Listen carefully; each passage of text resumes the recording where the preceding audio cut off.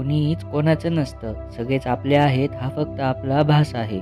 आपल्या साथीला शेवटपर्यंत फक्त आपला विश्वास आहे.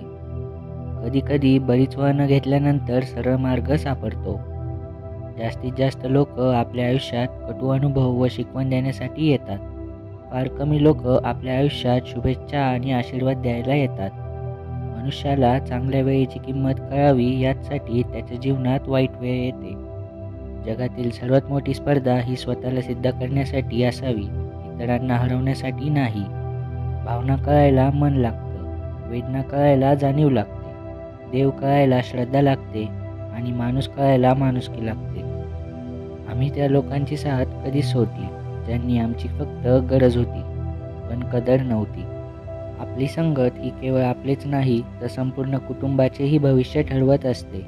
म्हणून संगत नेहमी चांगलीच असावी.